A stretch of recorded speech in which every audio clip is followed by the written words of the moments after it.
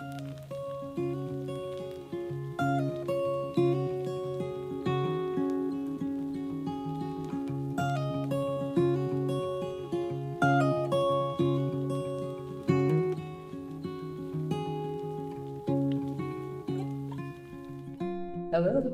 Hey everybody. It's the last panel of the day, and we hope that this one works better than the other one. Thanks for your patience with our audio stuff. This is always something, right? I'm Shan Cammack. I'm the Fire Management Officer for Georgia Department of Natural Resources Wildlife Conservation Section. Did you guys know that the mission of Georgia DNR is to manage natural resources in Georgia, right? Guess what? Over 90% of Georgia is owned by private landowners. Wow, so how am I supposed to do my job? Well, I've built an incredible eco-burning empire. I train people in ecological burning. Every year I work with the interagency burn team, and I've been moving more and more into working with private landowners. I'm doing videos. Have you guys seen some of my videos? A lot of fun. But I think that agency people in the audience today are out there wondering, like, what tools do I have to share with these landowners to get fire on the ground? Because to really leave a legacy in Georgia, it's the private landowners that are going to be doing it and passing it to the future generations. We have three very special people here today. It's going to be a panel discussion, so I want to hear some very lively, interesting questions after they do their little spiel. So how this will work, I will introduce them, and they'll do their spiel. We'll go 1, 2, 3, and then be thinking about questions for them, right? And this could be maybe from a student getting into a career, or maybe taking over your family farm, or it could be agency folks of like, am I reaching all the people that I could reach? And what can I do to get more fire on private lands? So, our first speaker is Mr. Herbert Hodges. Herbert lives in Emmanuel County. He is a private landowner and a retired educator. His professional career covers a broad range of experiences, including the U.S. Army, where he was platoon leader, battery company commander, and battalion operations officer in Europe. As an educator, he also has worked as a high school coach and teacher, and has been an assistant principal and principal across many schools in central Georgia. Herbert is currently working with the National Wildlife Federation, Longleaf for All Committee, and NRCS to develop a longleaf demonstration forest on his family farm. And if I am not mistaken, Herbert, you are holding the next Longleaf Alliance workshop, Longleaf 101, on your property in late January. Correct. That's right. I met Herbert for the first time yesterday, and I'm already picking his brain about how to get Burner Bob into public schools. And if you guys have any ideas about that too, come find me after you talk. So, Herbert, tell us a little bit about how you got into fire and how you manage your property. Thank you, Ms. Cammack. I tell you, sometimes I don't know how I got into farming, because when I was old enough to realize that I was in the world, we were doing row crop farming. My father was, and so from that time on, I've been connected to farming. However, you said, when you mentioned fire on the ground, my father kept me on the ground, and he put fire in my backside to keep me grounded. But lo and behold, it's good to be here. I appreciate it, and the way that I was able to get fire on the ground is through the assistance and help, technical and financial resources from NRCS, the Longleaf Alliance, and all of the partners that they have. They got me started, and we haven't looked back since. Ms. Cammack, I tell you, it's exciting to be in touch with nature and the conservation programs. Currently, we you don't mind for staying, do you? I don't. Go ahead. I think you can call.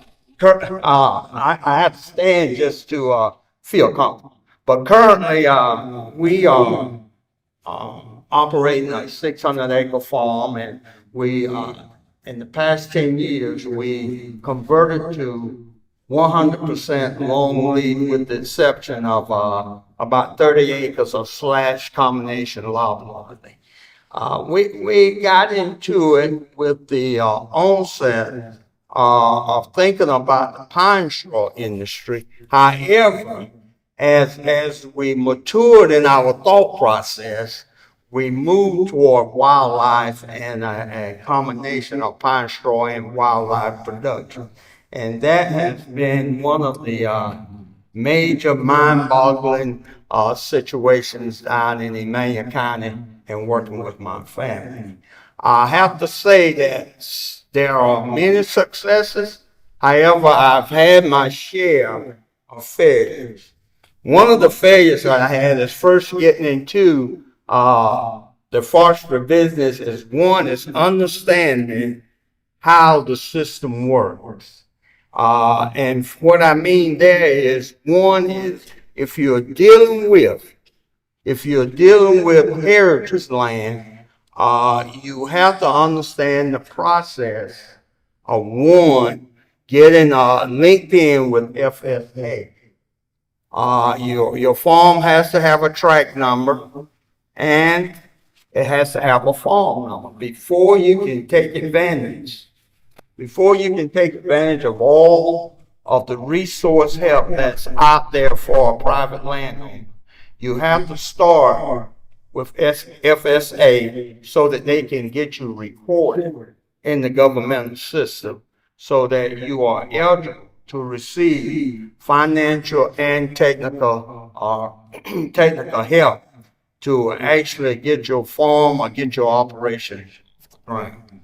One of my successes was starting with what used to be the WHIP program, the wildlife program, and we were able to gain financial resources and technical resources to plant somewhere in the neighborhood of 85 to 90 acres. And from there, we noticed that the benefits to the wildlife population was extremely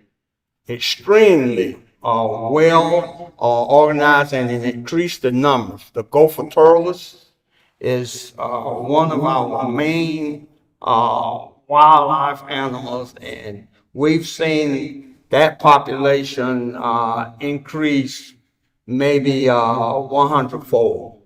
Truly a good and truly an outstanding program, or an outstanding loss of words, or an outstanding operation for growing the population of the gopher turtles. We've seen the quail population increase, and from there we watched our number of coveys grow from 1 to almost, well, I would say 4 coveys throughout the property. And the average covey size has been about anywhere from 10 to 12 birds per covey. And we can see as the ecosystem grows and matures, we can see the increase in the wildlife population as we move along this journey. We've moved to a point that we've almost made pine straw production secondary and wildlife production our primary focus. And it's been a joy. I watch my grandchildren come home and enjoy running around on the property. I watch my siblings smile as they come back and enjoy the property. And it has been a major outstanding family operation, and we're continuing to get better and better. One thing I will leave with you, if you're dealing with heritage land, or if you're dealing with land, first-time purchase of land, do start with the FSA. because if you don't start there, you won't be able to enter into any of the programs that they have. Thank you. Thank you, Mr. Herbert. That's some good advice. You guys will have a chance to ask any questions in a minute, but let's introduce our next panel. Miss Lynda Beam. Lynda Beam hails from outside of Savannah. She and Kirby had 2 kids, Gary and Lynn. Kirby brought the family to Savannah in 1965 when he joined the Gurry Lumber Company, which is the family business. They also had 2 Hollywood Farm and Screven, which is a gathering place for family. And this is where Lynda first developed her interest in forestry. She has taken every class that she could get her hands on. Cooperative Extension, Georgia Forestry, UGA, Longleaf, you name it. She's also served on a number of boards and steering committees, things like improving developing BMPs for the state of Georgia, the Sustainable Forestry Initiative Committee, and the National Tree Farm Steering Committee. In 1993, the Gurry Beam Farm was established as the first stewardship farm in Georgia. And in 1994, Lynda and Herbie were named National Tree Farmers of the Year. Now, I can attest to this. Lynda has a passion for stewardship of natural resources and for keeping the farm in the family and keeping friends and family on the farm. Her goal is to leave her small piece of earth just a little bit better than she found it, and can send that on to future generations. In 1986, the family planted their first successful stand of containerized longleaf, and that began her passion for burning. So, Miss Lynda, tell us a little bit more about your passion for burning and how you keep all your family and friends fired up about it. I am just so honored to be here. I also have a cough. But just so pleased to be able to see and learn so many of my heroes. You can hold it closer if you can. The reason that I'm able to burn today is just because of so many of your organizations. They have to take a pass. Okay, we're going to come back to Miss Lynda while she deals with her outfit, because I'm prone to that as well. Okay, we're going to move on to Heather. Miss Heather Brasell. She's a retired educator with previous career in forest ecology. She's a private landowner focusing on forest management and environmental education. Heather hails from right down the road in Alapaha, Georgia, and part of her property there is the Gaskins Forest Education Center. It's a great resource for workshops, field trips, community things, research, and I invite you, I hope it's okay, Heather. In late April, she does this really cool thing called Day in the Woods, and she gets all kinds of biologists and vendors out to her place, and hundreds of people, lots of kids come out to learn about forestry and fire, set the woods on fire, burn a bottle of water. It's a great time. I also treat you to follow her on Facebook. She's always posting really cool pictures and fun tidbits. Back to my script. So Heather spends her time on stripe burning, ground cover restoration, and scourge control of invasive species. She was recently recognized this year, as a matter of fact, as the 2022 Georgia Tree Farmer of the Year. Heather, tell us a little bit about your experiences.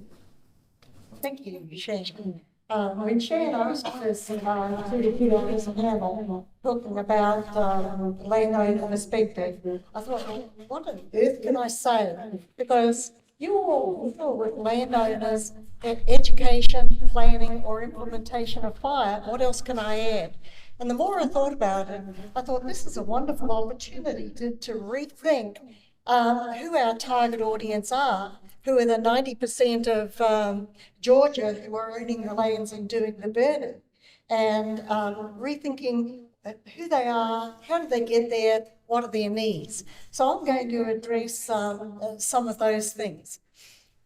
We started off in the land has been in the family for nearly 200 years, the Gaskins family, and my husband, after he retired, he started a quail shooting operation on the property, and pretty soon found that that wasn't going to work because the understory was thick wooded understory, not the beautiful open grassy areas like in the Red Hills area.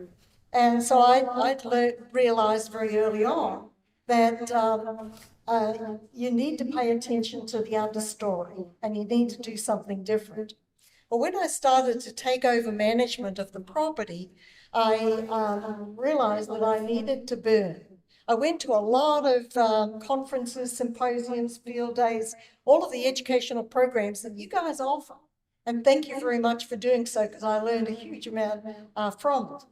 But I vividly remember I started out burning, and I was scared stiff doing my first burn because from a little kid, I remember walking home down the road with a wildfire on both sides of the roads, and I know what wildfires look like. But so I was scared stiff, and I got the Forestry Commission, thank you very much, GFC, to come in and do the fire breaks, and I got a consulting forester, thank you foresters, to come in and burn about 600 acres, and I looked at the bill he sent, and I thought, this ain't going to work. This is going to cost me too much. I've got to learn to do this myself. And so going to all of these symposiums and work days, I remember one prescribed fire council with Lynda from Wild Turkey Federation. And she was up here doing a presentation, and she had this mantra, thin and burn, thin and burn. And I thought, now I know where to start. We had a lot of the property for inheritance reasons. It was all uniform age, loblolly, and it was ready to thin. And I thought, well, when you go in for the thinning, those logging operations are going to get those ladder fuels and all of that woody, shrubby understory. It's going to get it down on the ground where I'm going to feel a lot safer doing my burns. And so that's how I started burning. After a thinning operation, and I was so impressed with how well the fires went. The first one got rid of the vines, and the second one I started to kill off, top kill a lot of the woody understory. And so I had a really positive experience from that. And so that's how I got into burning. Then we were supposed to talk about limited resources. Well, Jose and I burn nearly average about 500 acres a year in small, about 40-acre average tracts. And so there's just the two of us. And we have a tractor and a UTV and an ATV, and one for putting out fire and the other for going around the boundaries, monitoring and mop up. And so there's not a lot of us to go around. So how do we manage? One of the things that we do is that we get the fire breaks ready early, and we try to get really good fire breaks. And the second one is so that he's not having to worry about fire breaks right ahead of the burn. Second thing I do is we have a lot of internal fire breaks, and this allows us to put out a lot of ignition lines, so the fire can work its way with a backfire through these fragmented stands. And if something happens and the weather turns on me or have some other kind of problem, I can quit igniting, or I can control how much land we're going to burn at any one time. And that's a way of dealing with our limited resources. The other thing I wanted to mention is that as a landowner, as I said, one of my first reactions was, well, this costs me money to burn these woods, and it's not making my trees grow any faster. In fact, I'm sometimes killing a tree or two, and sometimes I get scorched that's slowing the growth. So why should I burn when it's costing me? Well, the more I burn, the more I realize that there are economic incentives that make it advantages that make it worth burning. One is that if you go into a stand that's been regularly burned, it's got open understory instead of woody understory. Those hunters can see the deer, and the deer can see their way to get through the woods, and I can get better rates for my hunting leases. So that's number one. The second thing is that when you come to sell your timber, you've got a clear understory. Well, usually, not so much this last year, there's a big price differential between your saw timber and your chip and saw and your pulpwood. And if you're getting somebody to come in and inventory your stand, are they going to want to wade their way through 15 feet high thicket? No, they're going to estimate from the outside of your stand, and they're going to give you a lowball estimate for their inventory. You're not going to get as good a quote for your a bid for your timber that you're selling. You're also going to, one of your best products is your poles. And those poles, you're going to have a special guy is going to come in from the pole company and is going to mark those trees for poles. Is he going to come into a stand that's open and you've burned regularly, or one that has got lots of thicket of understory? And I had a clear cut this last year where I think 50% of my trees were poles. That's a huge difference in terms of the income when I'm harvesting my trees. And the third thing that is an economic advantage of burning is that there's site preparation. You can think about if you have a thick woody understory and you clear cut, you've got a huge amount of woody debris. You're going to have to use a heavy herbicide application to kill those off before you can do your site prep. If I've not been burning regularly, I've already done a lot of my site prep before I even cut the trees down. I've got a grassy, herbaceous understory, and all I'm going to have to do, because I care about my wildlife, I'm going to use a Garlon Escort herbicide that's going to protect my native warm season grasses. And then when I herbicide just a strip over top of my seedlings, I've got that residual grasses ready to re-establish a wonderful understory for my wildlife. So site preparation costs are a lot reduced because I've been burning. So I just wanted to give you some thoughts about, that's my second thoughts based on experience after my first thoughts when I started burning, which were that, this costs a lot of money, but it does have payback. Thank you, Heather. Thank you for reminding us of the title on the panel. Sometimes I get distracted. So, Miss Lynda, are you ready to talk a little bit? I think I am. She was featured in several of my videos, by the way. If you guys have been looking for our long lead for the long run and getting started, private landowners burning, she's in my feature film. Go ahead, Lynda. Tell us about this geriatric for you that you bring. Thank y'all for having me. It's just an honor. And I started out pretty much like you, that my father did not want to talk about burning. They were the same generation. And, Hold it just a little closer. There you go. one day, some of his buddies were hanging around and decided that they could hear it burning. So they wanted to burn this nice patch of pine trees. Oh, Lynda, that patch of pine trees, you're going to pay for your college education. So they what they would burn because that they would do. So they got a whole piece of rug, probably one of my father's run horses, and they tied it with wire, rolled it up, tied it up with wire, hooked a chain to it, and so good. These was hooked behind the tree, and they rode all the way around and blah, blah, blah. Needless to say, I wasn't expecting much of lunch. Here I am. So it took years to convince the family we could burn. And after my husband's married, we got a hay business and so on. And hay business was pretty safe. After we burned up all those trees, we turned the rest of the fields into pasture. So we had one. And so we could burn the hay fields. So that kind of accepted.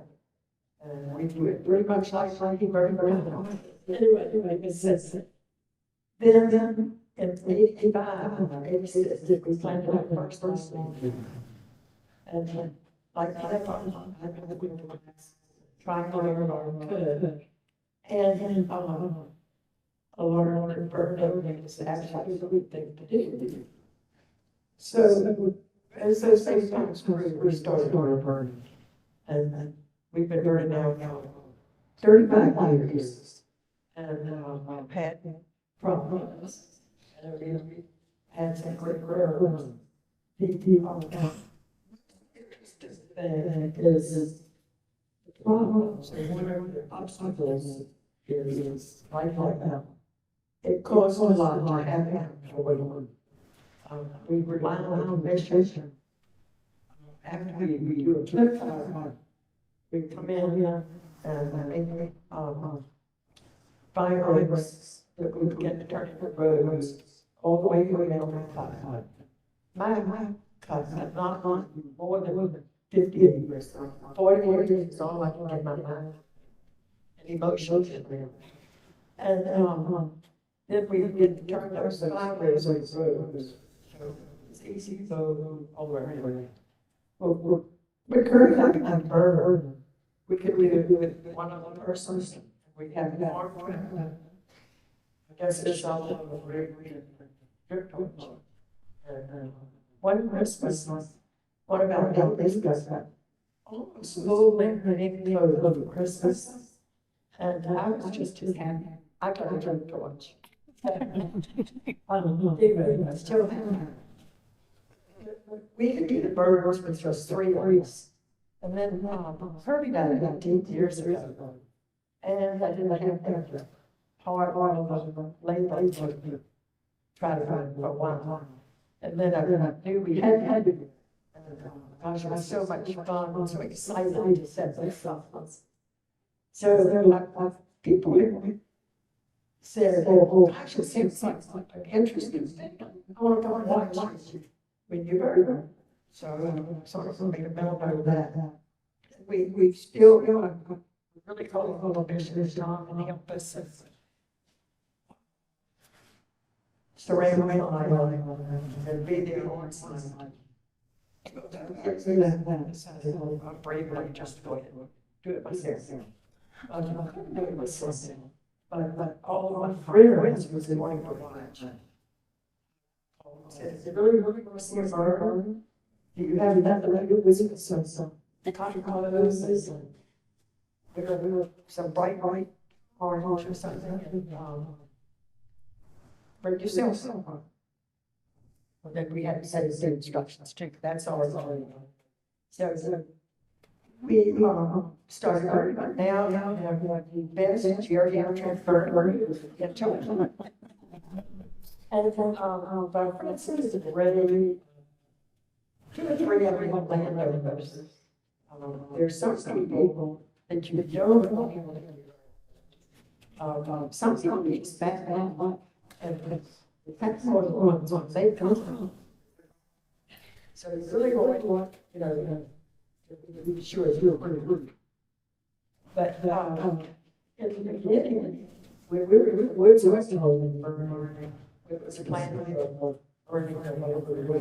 We always just have yellow sausage, salty crackers, truck always has yellow sausage, cocoa, water, salty crackers. And as the earlier group developed, I did add some data to the cocoa, but they were impressed with that. So now fried chicken and deviled eggs and homemade brownies. So it's important to have a few good cooks on the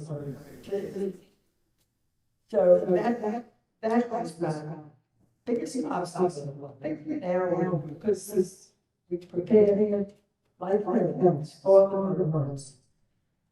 They're pretty easy to do. We have had burgers. My problem is the can't see.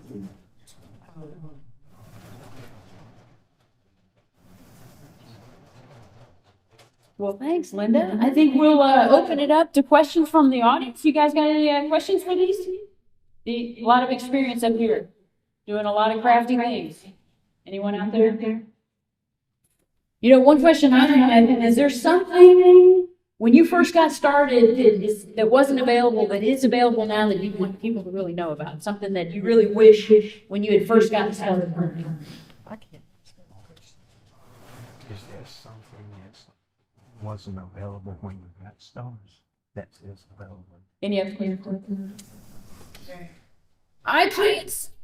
Okay, Matt, where's Matt Snyder? He's supposed to be helping me. I can't see, it's blinding up here. I think in the back. Got an answer? Did you have an answer? Wait, let's let these guys answer that question, and then I'll get you right. Go.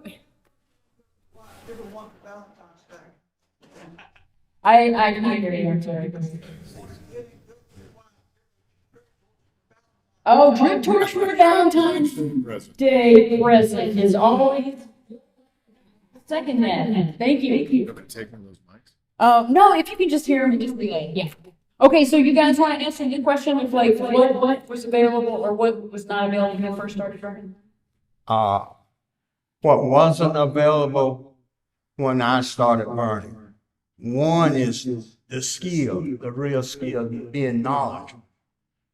Two is the technical assistance when we first started. Not that it wasn't available, it's just that I didn't know about it. And so what I would say is talk with your local committees or talk with your local NRCS, your Georgia Forestry, to find out what's available. If you're going to burn, find out what's available and what you need to do. I or my family, we were able to escape a lot of liability because we didn't necessarily understand the laws and the policies that were out there that you needed to follow before you do a burn. One example is letting the Georgia Forestry know or getting a burn permit. Now, is that big? Yes, because if the fire had crossed the fire line on fire break, we would have had to pay the cost of fighting that fire if we had not notified the Georgia Forestry Department. The other is just liability, not knowing what the liabilities are when you burn without experience or technical knowledge. Herbert, there's a great brochure on the DNR Wildlife Conservation section table out there that Surpass did about liability in the Georgia law. So feel free to take a copy. We've got a whole box of those. I believe that young man has a question. The three of you have let me stand up for a minute.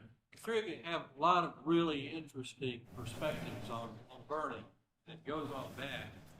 I'd be real interested to know what each of you think the biggest challenges are going to be for your continuing to burn and manage your forest into the future. Okay, Lindsay would like to know, he says you guys have really cool, unique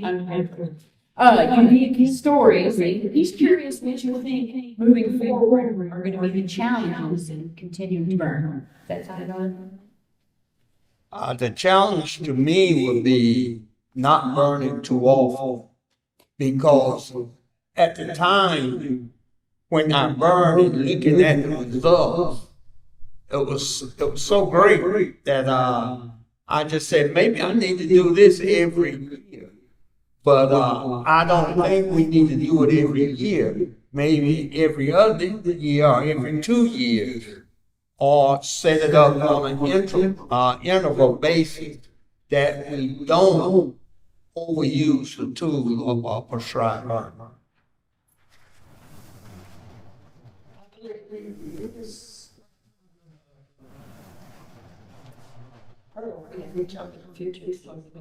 Regulations of all of us. that with the climate, and we had a good speaker, that, that is gonna be the number one challenge. We've got to keep burning. So people will have awareness of it, and know all of the benefits of burning, wildlife, and healthy woods, healthy forests, and being good stewards of the land for everybody, and all the creatures. We've got to have favorable laws to let us live. And I support the idea, that notion about the regulations. We have neighbors with burn, and the smaller the property and the closer you are to an urban area, the more that's a concern. I'm fortunate enough that I'm in deep, dark, rural Georgia, and I'm surrounded by family who understand the need for burning, so I'm less impacted. But as you see, more and more counties are under those summer burn bans. That's going to increase as the urban centres get bigger, and we have more people wanting to burn. The other element is education. I do a lot with environmental education and work with a lot of people who are pro conservation. They teach conservation, but they teach, and this includes teachers, and they are teaching their kids that burning is bad. We need to change the mindset, and we need to be thinking about the people who vote are voting for, and the politicians need to understand why we need to burn and why we need to have financial support for landowners to burn. If you think about it, who is the cost of for doing prescribed fire? And these 90% of Georgia, that it's the private landowners, but who benefits? The entire population. So we've got the cost burden is on the landowners, but the benefits are much more dispersed. And to get the support of fund cost share programs supporting prescribed burning, we've got to educate the wider population, not just those of us who already know the benefits of burning. That's a great point, Heather, and Burner Bob and I are doing the best. Hey, I want to thank you guys for being here. But before we let them go, Steve Chapman has a very special announcement. Thank you, Shan. I was asked to come here. I'm representing the Georgia State Tree Farm Program, and I want to ask Heather to come here real quick. Just a short recognition. Heather Brasell, as Shan mentioned earlier, was recognized as the Georgia State Tree Farm of the Year for 2022, and she was recognized at the Georgia Forestry Association annual meeting back in July, but due to prior family commitments, she was not able to be at the meeting and be recognized personally. But so they thought it would be good to have her recognized here in front of some of her peers that she works with and sees. So I just want to say thank you, Heather, from the Georgia Tree Farm Program. Thank you for being a good steward and a good example for private landowners in the state of Georgia, and also to the other two private landowners here. Thank you for being good stewards. And I'm gonna present a Georgia Tree Farm hat to Heather right now. Maybe it'll have some sweat stains on it like this. Thank you. We will have a state committee. As part of being Tree Farm of the Year, she will be on our committee for a couple of years. So we will have a committee shirt for you. We didn't have any that wouldn't have made it look like a tent if you put it on right now, so we'll have to have one made. But thank you, and thank you other private landowners for what y'all do. Thank you very much. Thank you, guys.